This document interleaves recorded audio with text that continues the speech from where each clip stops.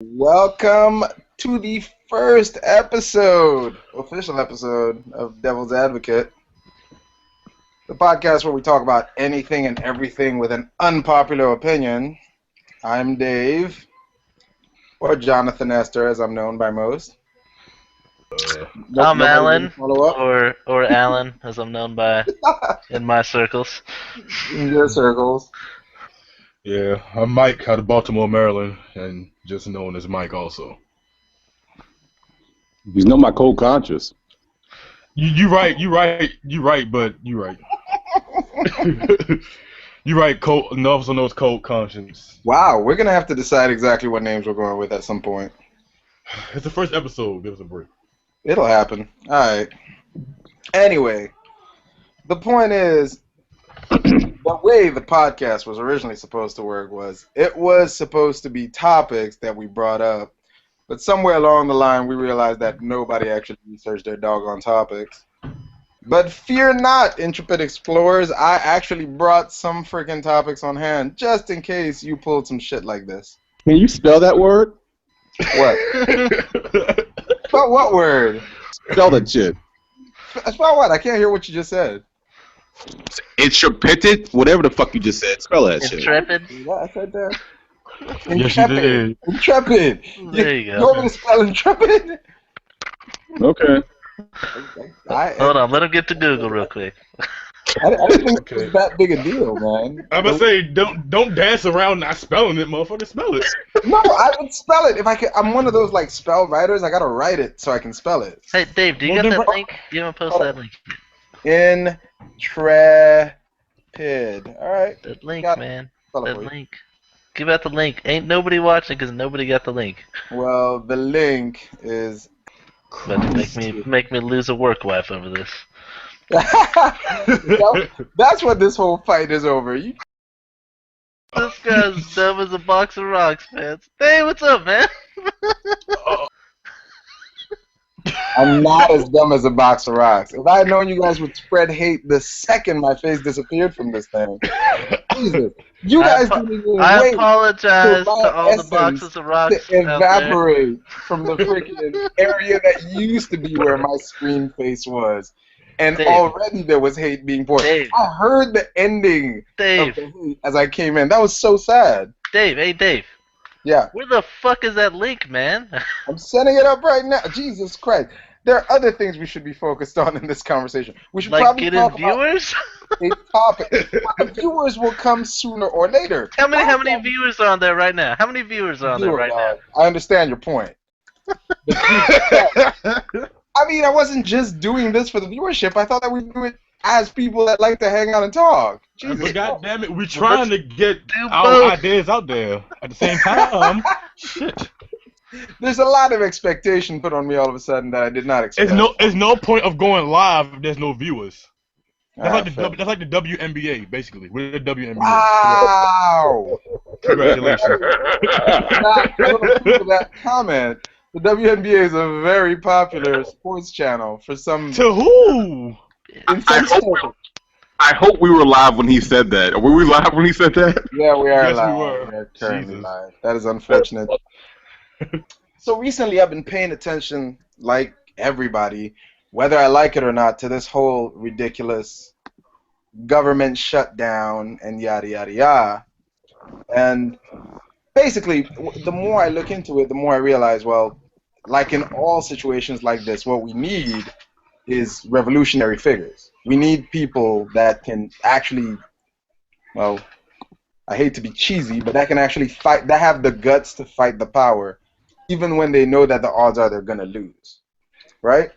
So I started thinking about like recent revolutionaries, like the Occupy guys are the best example I can think of. But the more I thought about it, the more I realized modern revolutionaries are way braver, way tougher, way ballsier. You can add all of them you want compared to olden day revolutionaries. Hands down.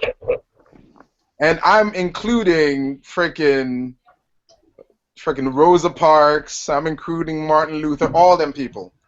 Modern day revolutionaries, any revolutionary after the 80s is way braver than they are, in my book. Okay. Could you please explain why? Because that sounds Sure, like a load of sure. No, no. bullshit. I wouldn't mind. I'm just saying. Look. Tell me if I'm wrong. You sound like a supremacist to me. No, it's not a Just saying. supremacist thing. Wait, let me make my point, man. Okay, So, all right. all right. So when you're talking to, when you read the history books about all these revolutionaries and all these guys, the Rosa Parks and all those other folks, whenever you read the whole thing, they did challenge a norm. They were in a situation that could have gone bad. They stood up to the power and yada yada yada. I understand that, and nobody's taking any credit. By the way, when I make that statement, I'm not trying to diminish what Rosa Parks and all those people accomplished. I'm just saying in comparison. And here's the reason why. The flow of information back then was not as plentiful as it is today. Like, let me ask you a question. Hey, have any of you guys had any interest in, oh, I don't know, dirt bike riding or skateboarding at any point in time in your life? Yeah, Yeah. Okay, why didn't you do it? I did. Okay, yeah, well, did you, oh, did you do jumps and stuff like that, tricks, backflips, all that stuff? Well, I mean, there's definitely people out there a whole lot better than me. Yeah, that's Yeah, yeah, interesting. but I'm saying, did you ever attempt to do the backflips and all that stuff? Not a backflip, hell no. Okay, why not? Why not? That's a very interesting point. Every boy wants to do a backflip. If you're into that kind of thing, every boy on planet Earth wants to be able to do a backflip on the dirt. You want to be that cool guy. Why didn't you do it? Well, 'cause I was gonna break my damn back. That's probably why. Exactly. And here is my theory. My theory is the reason that was so sunk into your mind is because you have so much evidence of it in modern day. If you ever want to find out, hey, what are all the possible ways you could break your neck? All you got to do is go on YouTube for 5 minutes and Google dirt biking. You'll see Okay. plenty of people eating shit. Enough people. You'll see way more people eating shit than succeeding. Enough to subconsciously let you know the odds of you succeeding is less than zero, Okay. right? Well, Okay. back in those days, they had none of that information. Most of these people, like Rosa Parks, okay, granted, of course, there was slavery and there was a lot of racism back then, so that was a legitimate threat. But we've met that one person in the bar, that one person that's a $120 soaking wet that wants to go up to the freaking 350-pound football player and talk shit to him because he looked at his girl or some crazy thing like that. You've met the guy that's so emboldened by himself that he will challenge something that is clearly way out of his limit. Yeah. Right? Yeah. Right. There's nothing in the history books that doesn't say these people weren't that type of person. But they didn't have the abundance of available fails that we have today to realize, oh, that court of action might have been ill-advised at the very least.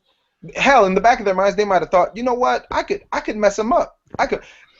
They might have been one of those people that has never fought in their life, but they feel like if ever it came time to it, they'll get that adrenaline, mother lifting the car off their baby flow, and really go nuts on somebody. For example, when the Occupy guys got into their whole nonsense, they knew darn well and good that the odds were not in their favor. They also knew darn well and good from past revolutions how bad this could have gone. Other revolutionaries, when they revolt, at that point in time, there's no flow of information. So when your whole town gets up and goes, we're going to go against the government, you might be thinking the whole world is thinking the same thing you're thinking. But it might just be your time. Hell, it might just be your block.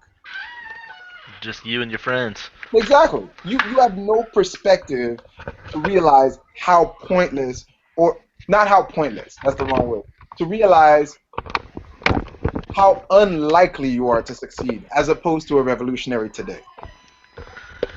So is that why you think our revolutionaries are so much more I think they're ballsier. I non-functioning? just think they're hands down. I think any revolutionary from the 80s on is just ballsier. They're just braver. Not to say anything about that doesn't like diminish the achievements of the previous revolutionaries. Just because we have motorcycles now doesn't mean the first person who made the first bicycle is a pushover. He's still a great man. He started or woman. He started the whole road towards the motorcycle. That being said, I just think we are slightly better at that shit. Yeah, but look at that. Look at the different revolutions you're talking about. I mean, you're talking about serious, like us, the American Revolution. We went to Mm-hmm. war with the most powerful country in existence at the time, and succeeded. Here you have Occupy Wall Street wanting tax changes, and they got nowhere. And you're saying these ones who risked, I don't know, maybe somebody making a silly video of them on YouTube, are more brave than those people who put their freaking neck on the line. And that's back in the day when getting a deep cut could probably kill you. Taking a musket ball here, I mean, you can get it's like a 95% survival rate from getting shot. Back in those days, that was probably the opposite. You get shot, it doesn't matter where it hits you. You're gonna get an infection, you're gonna get some limbs cut off, or you're gonna freaking die from it. It's gonna get real. So how are these ones braver when they're not risking life and limb, when they're not risking their lives, than ones of the past? You know what I mean? That's where I'm kind of getting this disconnect. Look, the point I'm making is you're diminishing the risk the Occupy guys took. Now, granted, What was their risk? Give it the to me. major risk, the only reason that analogy sucks is because they weren't threatened to potentially die. But I'll say something like even Well, okay, that's the there was no problem. threat of there was not necessarily any threat of death for most Occupy movement guys. 99.9% of them didn't have to worry about dying. I I get would that. say a lot more than 99.9%, because how many died during that whole movement? Can you name one? Well, no, but I'm saying the threat of. Exactly. The threat. Jesus Christ, come Look, on. no. The point I'm getting at is, and I guess Occupy was not the right Well, give analogy me the to right put. one. Well, okay, let me actually no. We'll stick with Occupy. As a matter of fact, I'll go side by side with it. I'll go back and I'll use Rosa Parks. What were Rosa Parks' odds of dying? A lot. Lot more Women. significant than an Occupy guy. Well, women weren't getting lynched that much for just riding the bus back then. An Occupy person Overall, never got lynched. as far as I read in the history books, most guys are the ones getting beaten and pummeled and all that shit. But the women, they were kind of okay, right? I mean, there were women that died, of course, if there was like, I don't know, adultery or they try to run a. Well, back then that was a little past slavery days. So if there were certain incidents where like women would get abused and stuff like that, and I'm not diminishing that part. I'm Women saying would get the raped risk. over What risk bullshit, Rosa? man. Here's the point I'm saying. What was the terrible risk Rosa Parks undertook by sitting at the front of the bus? Getting the shit beat out of her and getting raped, man. There's a story about one of the guys who freaking kind of spearheaded the what's that called? The civil rights. He was actually he's lesser known. He was the one that took on the KKK. He was one of the people that they say really helped diminish it.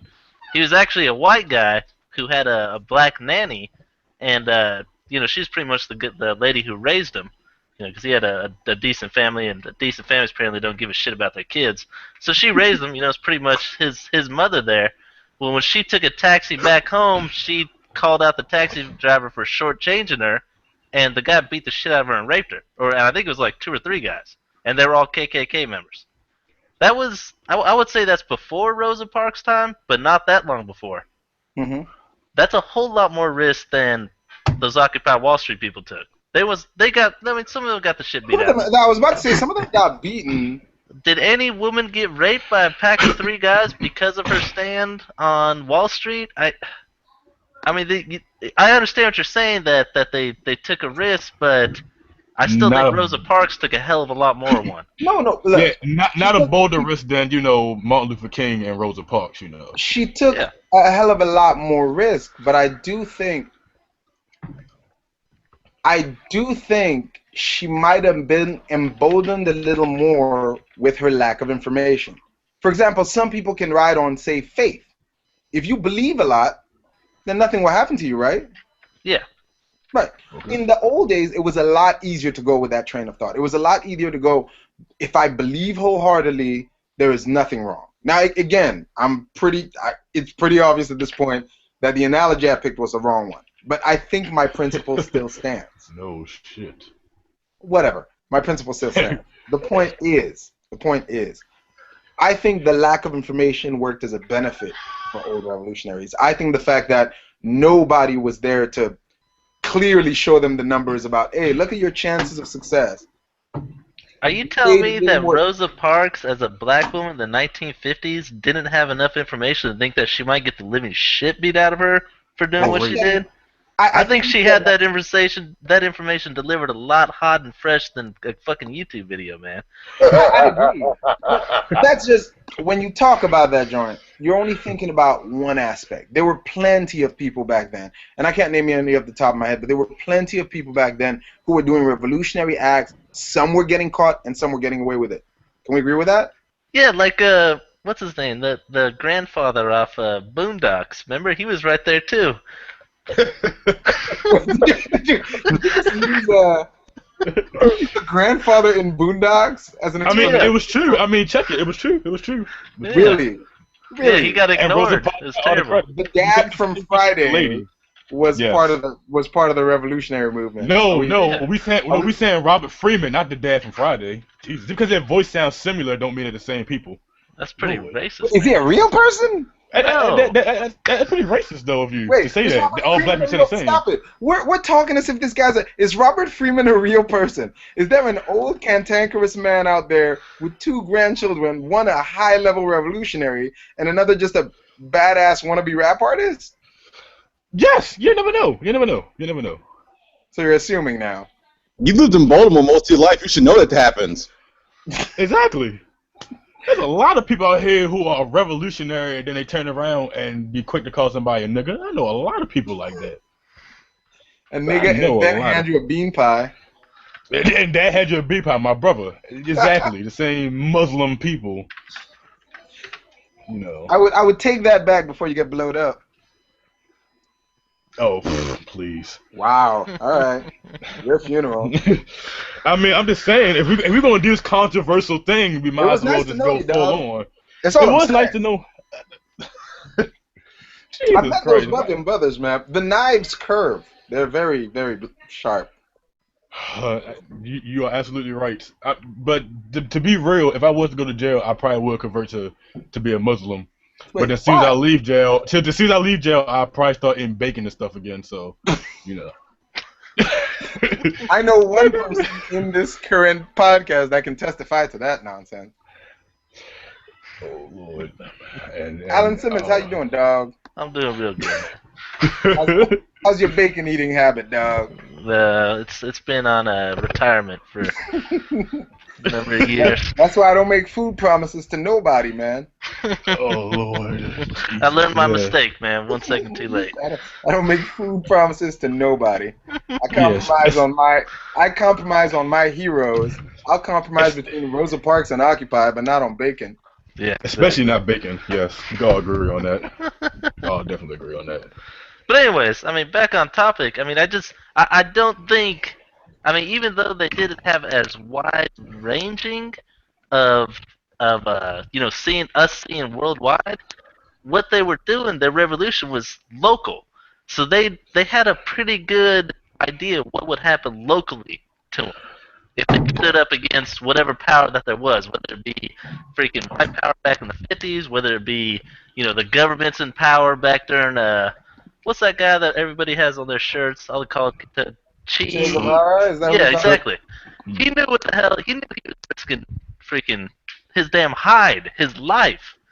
I really don't think that any of those Occupy kids or any modern revolutionary from the 1980s on has ever risked life for what they were doing, and that's probably why there's been, at least in the U.S., a whole lot of nothing happening. The powers that be have remained the powers that be because nobody's taking those kinds of risks.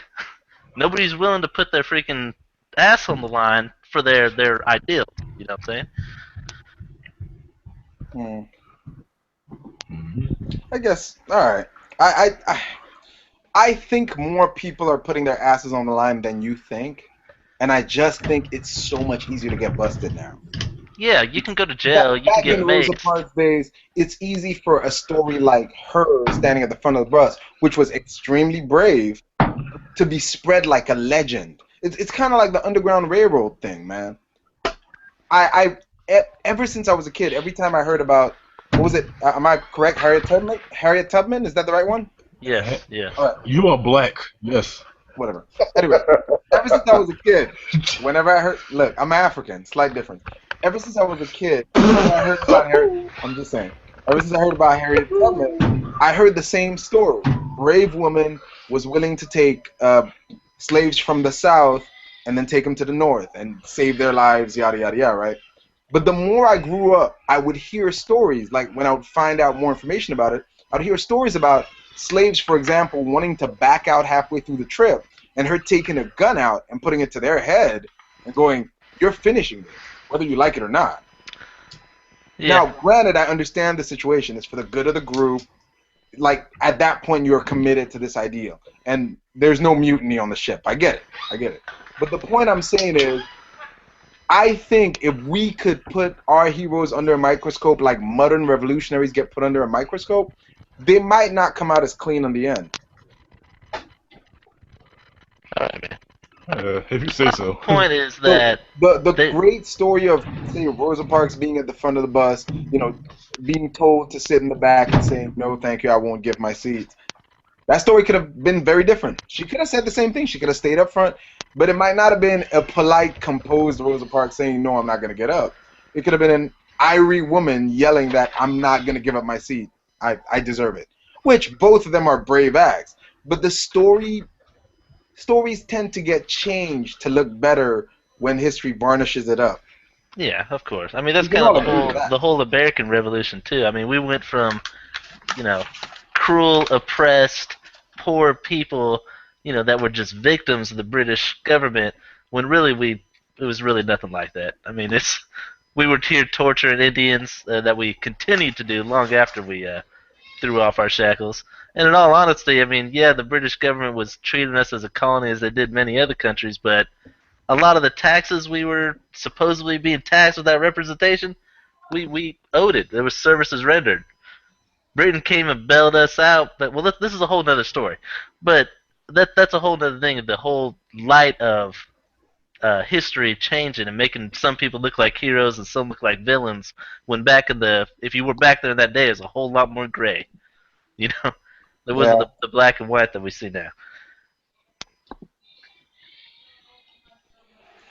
I, Fair I, enough. I mean, but I'll apologize for the original analogies. I knew it would be rough coming out, but the point I'm guessing at least you understand the point I'm trying to make. The point I'm trying to make is all modern revolutionaries, all modern activists, all modern people, you have so much less of an ability to hide, so much less of an ability to come out like a legend on the other end because they're all human.